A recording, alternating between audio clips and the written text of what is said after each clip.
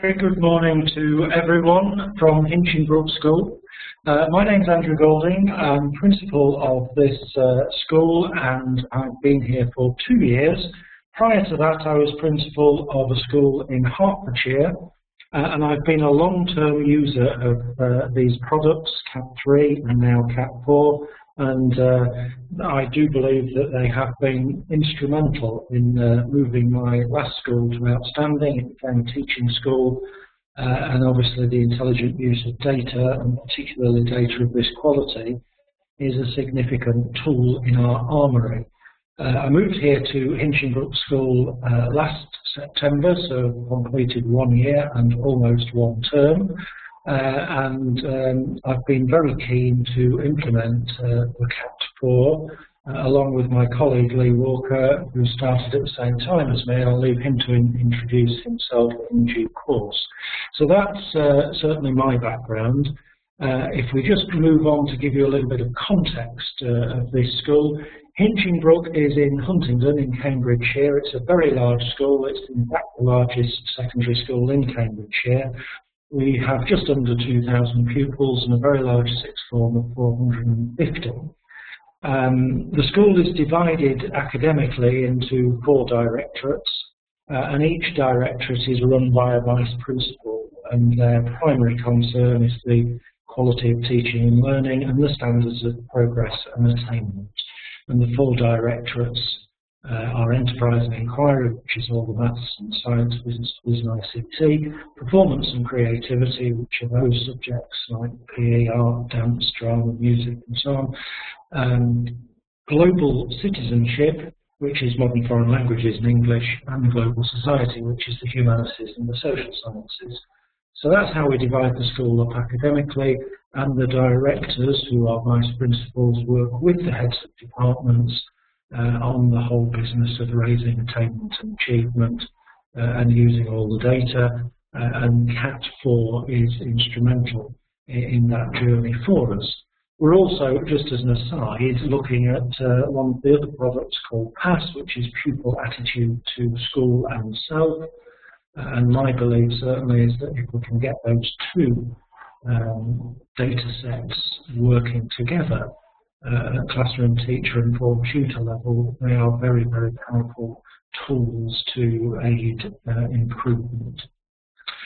The school, as I say, is large, 10 forms of entry, 300 in each year group, and pastorally we divide them into lower school, which is years 7 and 8, middle school, which is years 9, 10 and 11, and upper school, which is the sixth form. And our intake is virtually exactly normally distributed. We have both extremes and everything in between. So that's a little bit of background about me and a bit of context for the school. We are both very, very happy to answer as many questions as we can fit in at the end of this, but for now I'm going to hand over to Lee Walker, the Vice Principal, that drives this particular process. Thank you very much, Andrew, and hello everybody. Yes, my name is Lee Walker. I'm Vice Principal Achievement, so everything to do with data and to do with assessment and to do with curriculum falls to me and my team. So I want to take you through CAT4, a little bit about the whys and wherefores, something about how we're using it at the moment and our plans for the future too. So why do we want to use cognitive testing? Well, in the UK we've got tests at the end of Key Stage 2, so when students finish primary school at the age of 11, and everything is driven by that, really. They do a test in maths and a test in English. Often at primary school they're extremely well coached for these tests, and we as a secondary school, like any other secondary school in the UK, are judged on the progress that students have made. By the time they get to the age 16, how well have they progressed from where they were at the end of their primary schooling, and we didn't feel that that Key Stage 2 data, just simply being on maths and English, was enough for our needs. We wanted something that was much more holistic, much more broad in terms of what it told us about the students and about their abilities. So cognitive testing which we actually use on 2 occasions in the students' time with us, in Year 7 and Year 9, gives us exactly that, as you'll see later on.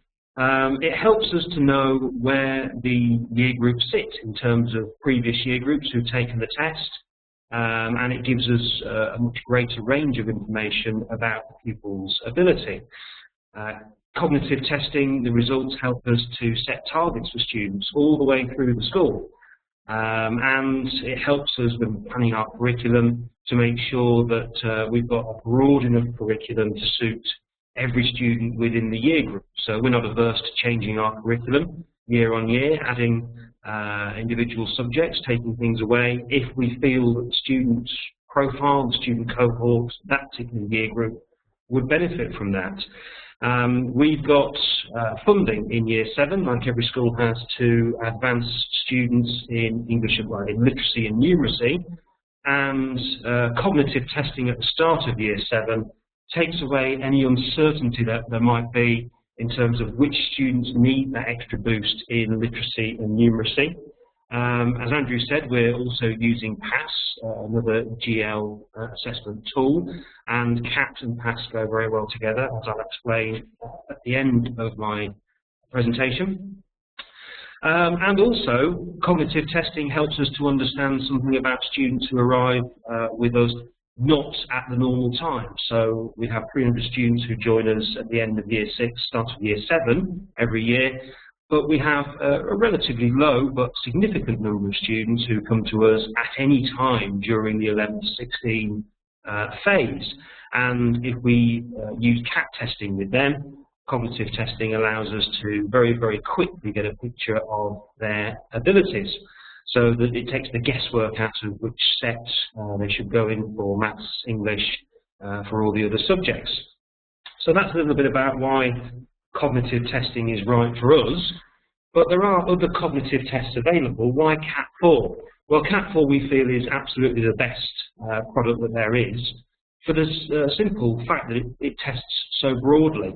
It's used by the majority of schools in the UK, and one of the reasons that I wanted to go to CAT4 is because I heard an inspirational talk from a teacher up in Newcastle who've been using CAT for a number of years, and they've really developed their use of CAT so that they've got to a stage where they could very accurately predict, pretty much within a percentage, how well students were going to do by the time they got to the end of Year 11, and they had a much better picture of the potential of their students. So it came very, very highly recommended to us. And as I say, it's a very broad testing regimen in that there are 4 different batteries of tests. Students are tested on their verbal, non-verbal, their quantitative, and their spatial abilities. So no longer do we have teachers of creative subjects saying, well, what on earth are the tests in English and Maths at the end of Key Stage 2 to do with us?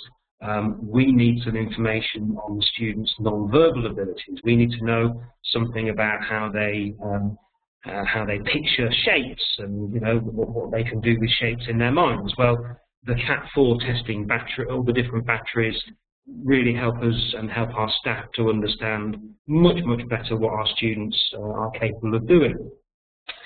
We use the CAT4 digital testing, and it's extremely simple to administer.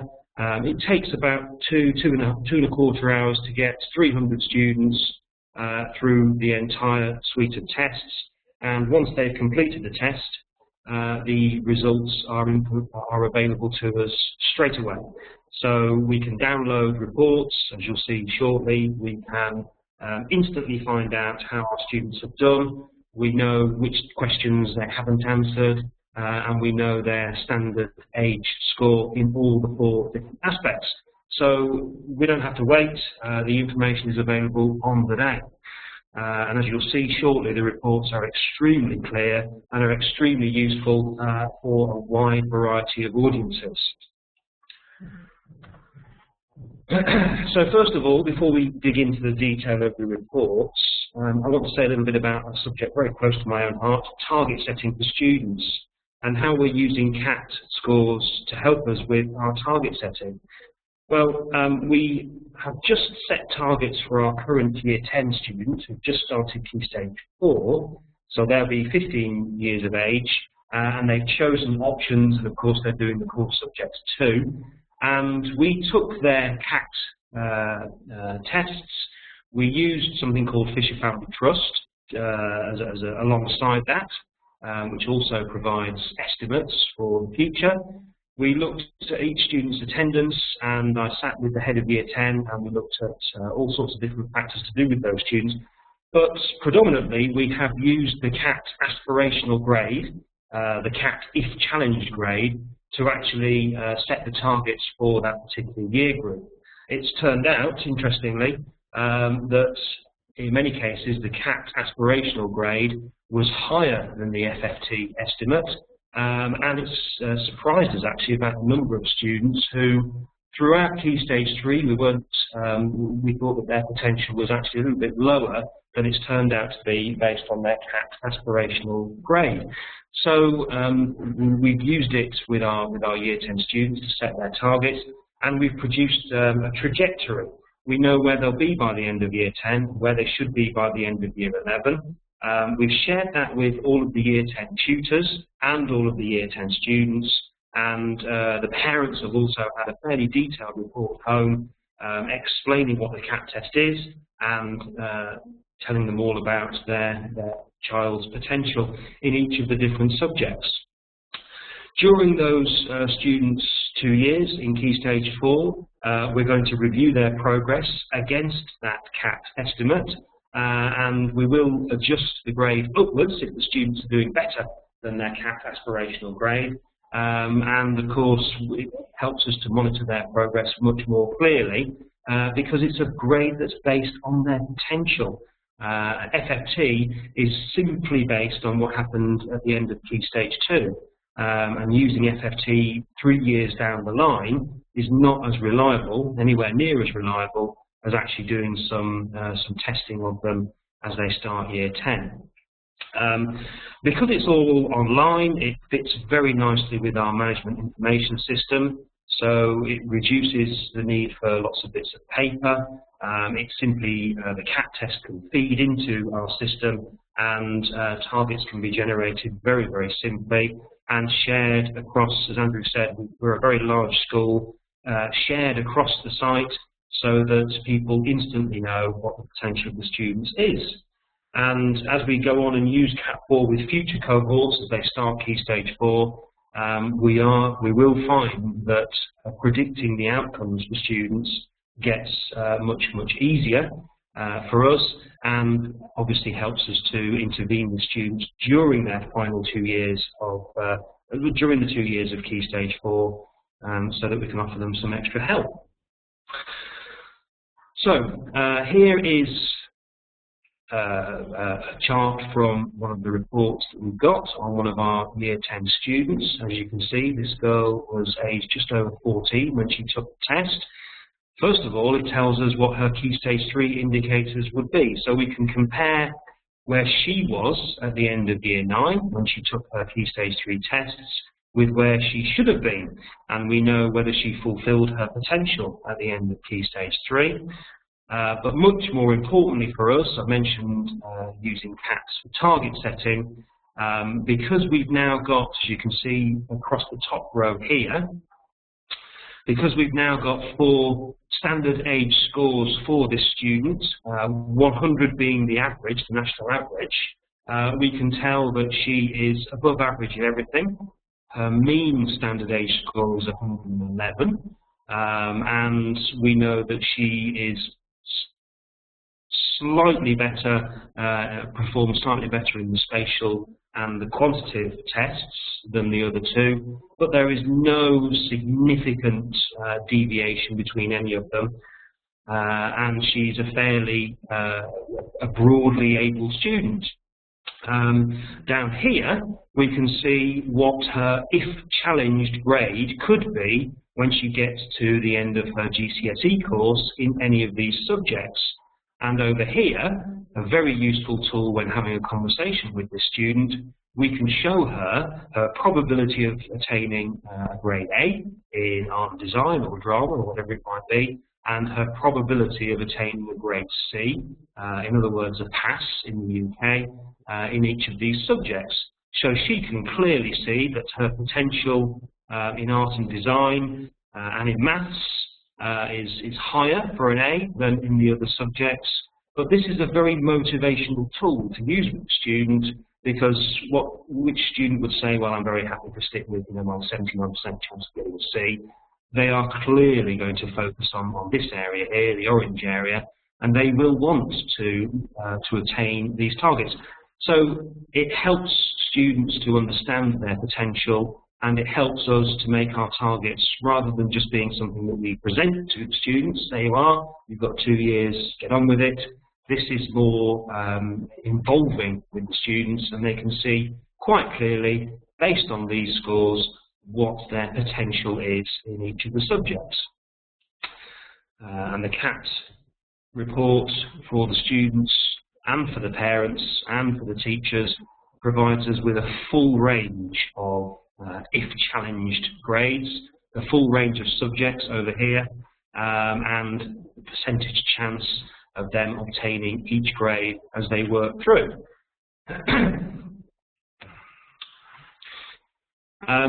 There is also detailed information that helps us compare the students with what their potential, that helps us see what the student's potential is over a suite of qualifications by the time they get to the end of their GCSE. So here, not only do we have the if challenged grades and the most likely grades too, but in the right-hand column we can find out what the probability of each of these students is to get their 5 or more A star to C, which remains an incredibly important measure in the UK performance tables. We can see what their total point score at GCSE is likely to be, and what their CAT, or their best 8 GCSE point score, will be. So if we divide this by 8, we can see what the student's potential is in each of their different subjects. So this information is extremely useful for us in identifying what the potential of the whole cohort is. So that's a little bit about what it tells us as teachers, but what about the students themselves? Well, I've already said you can sit and have a conversation with the students, and their tutors do this, to show them what their potential is in the subject, but it also helps them a little bit understand what their own learning profile is. Some of our students have a heavy bias towards verbal, but others have a heavy bias towards spatial learning. And as you'll see in a moment, the student report explains very clearly for them which type of learning they will be good at, and the sort of areas that they need to focus on in order to develop their abilities. As I said, it makes target setting visible and real for the student, so they can see in colour format what their potential is of a C and an A in those different subjects, and it helps them, the report helps them to think about the areas they need to work on, and also how they compare to the national picture. This next slide is taken direct from student report, and as you can see, it shows the students, based on the national picture, all of those students who take CAT4 in the UK, what their score in the different batteries of tests, how that compares to the national picture. So this student is better at the verbal and spatial. However, each of those different scores sits within the average area nationally. And down here, as you can see, the student gets a fairly detailed summary, goes on to another page, of what the CAT4 test results suggest about them and their preferences in terms of their learning. So this particular student, reading, writing and discussion are likely to be strength areas for them. However, their spatial skills are adequate and they can learn effectively in a number of different ways. So we want them to focus on these particular areas when they have learning conversations with their tutor, so that they can actually focus on what it is they need to develop themselves to help them succeed through their school life. And again, from the student reports, some indicators for them. This is from a Year 7 report, so this is a test that's been taken by an 11-year-old, 11-year-old girl, and you can clearly see here that it's indicating her potential by the end of Key Stage 3. So when she gets to the age of 14, this is where she's most likely to be in maths, in the middle of a level 6. However, if challenged, and of course the challenge comes from her as well as from the students, then she could reach the top of a level 6 and secure a 6A. And all the way down you can see that she's finding herself sitting within the average expectations for a 14-year-old student. And of course, if she's feeling particularly competitive, she can try and beat these CAT if challenged indicators, and really try and push into the level 6 for all of her different subjects. And so parents receive a report as well. Again, it's extremely detailed. It helps the parent understand a lot more about what the potential is for their son or their daughter.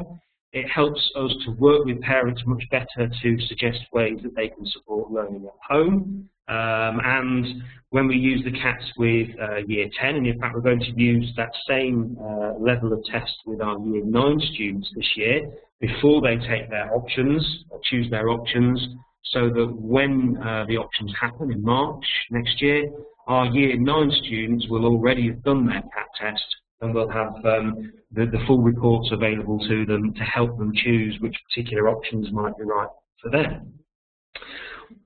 With our current Year 7 cohort, by the way, we're moving to a 3-year Key Stage 4. We want our students to study their GCSEs and equivalent qualifications for 3 years rather than 2, and CAT testing will obviously really help us then, because it helps us keep focused on what their potential is. There's no reason why we can't take a CAT test midway through the GCSE time as well to check on progress. So in a 3-year stretch, the information that the CAT4 testing gives us will help us keep much better informed, much better on track with where students should be.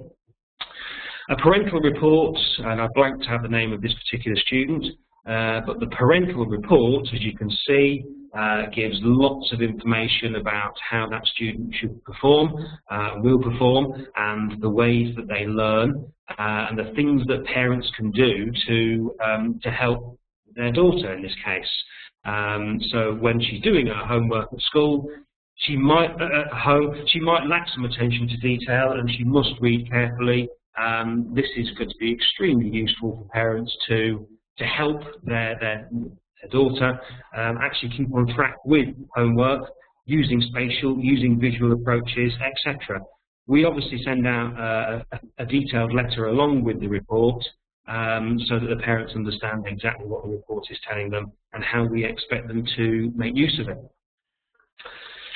And our teachers as well, as I hope you've gleaned so far, with this level of detail of information available to them, they can really make an excellent start in Year 7 with the teaching of those students, and within the Key Stage 4 curriculum as well, because they've got much, much better information about the learning style of the student, their potential, how they relate to each other in the group.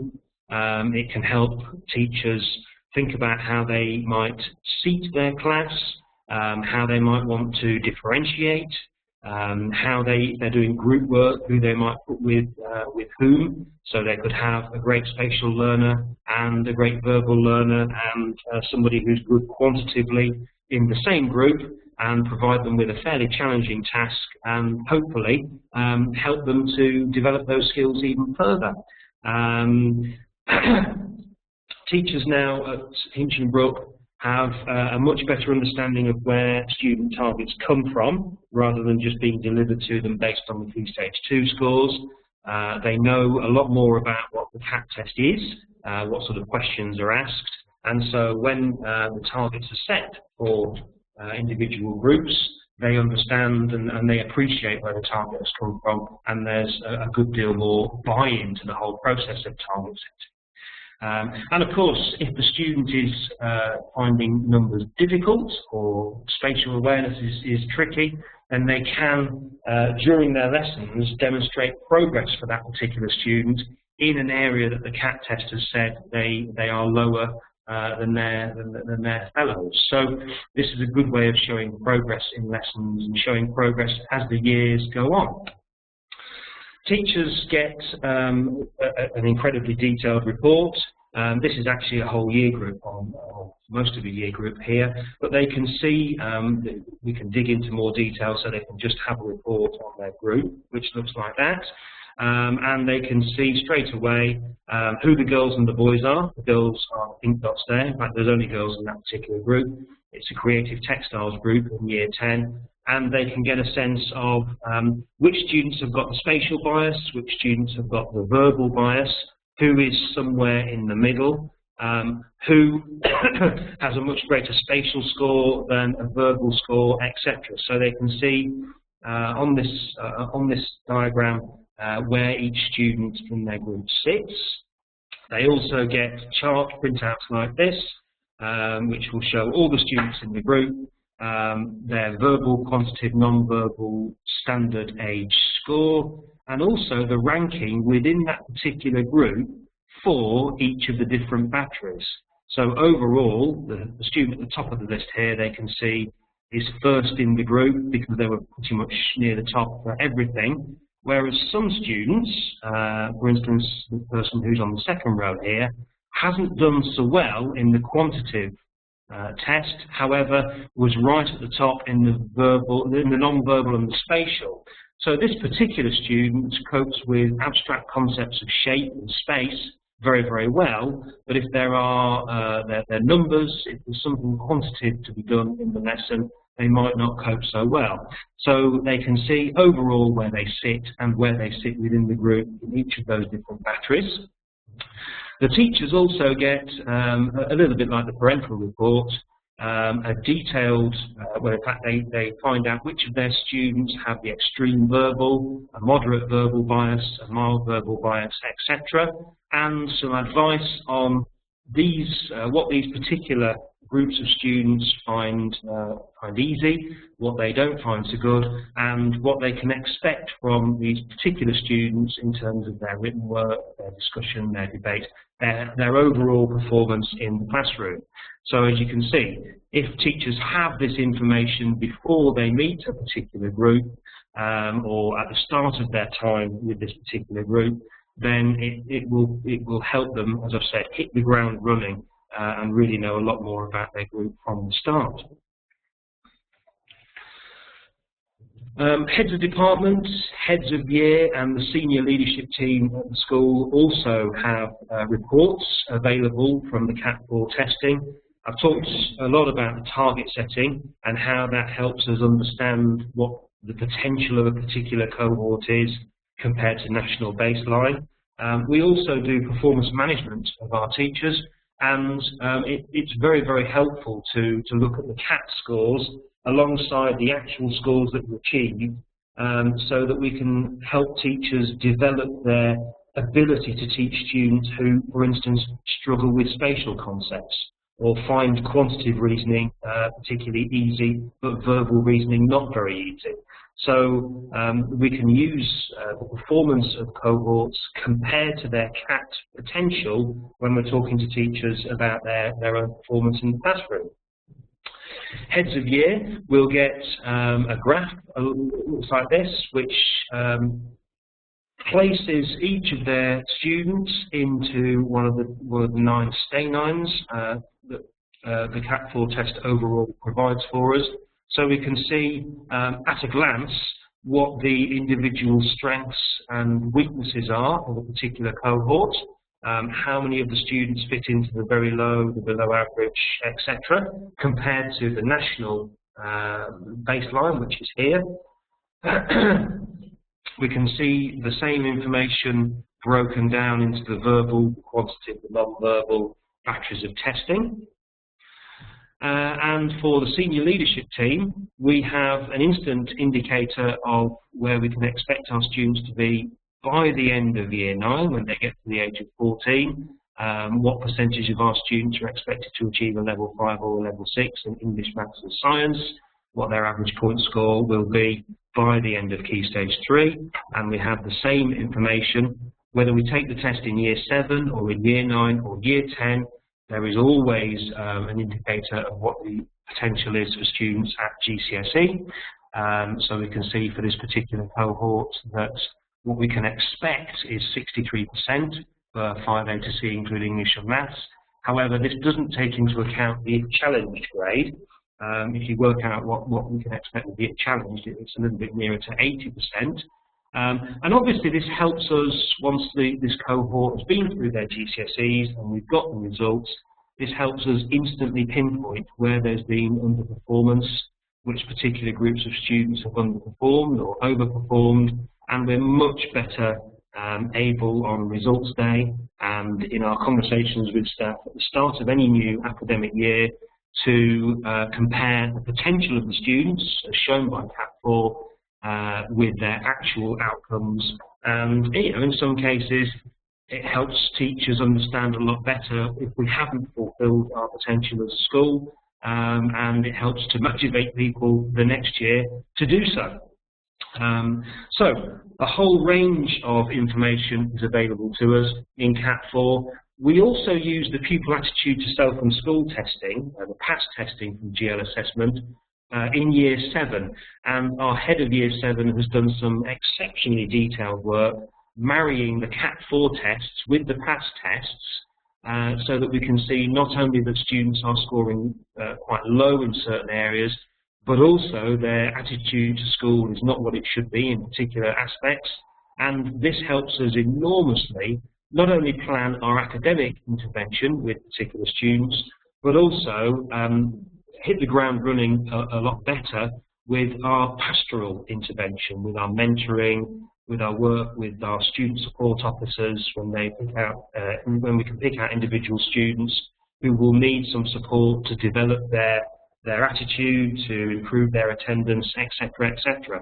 So we've got 2 different testing mechanisms now to help with the whole picture of the students. So we can link their attitude to their cognitive ability.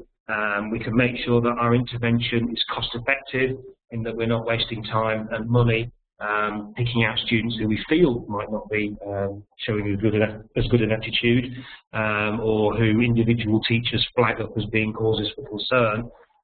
Before any of that happens, we know from the PASS testing which students will need that intervention, and therefore we can target the right people. PASS testing alongside CAT4 helps a teacher understand the whole picture of the student. We can use the pupil premium funding that we get and our year 7 catch-up spending much more efficiently to target the right people. And no longer in the school do we have a divide really between the pastoral and the curriculum areas of school. As I said, our head of year 7, who is obviously head of their academic as well as their pastoral well-being, has the full picture from CAT4 and PASS about these particular students, and can work not only with tutors but with subject staff and heads of department too, to bring the whole pastoral and curriculum picture together to make sure that the interventions are timely and effective.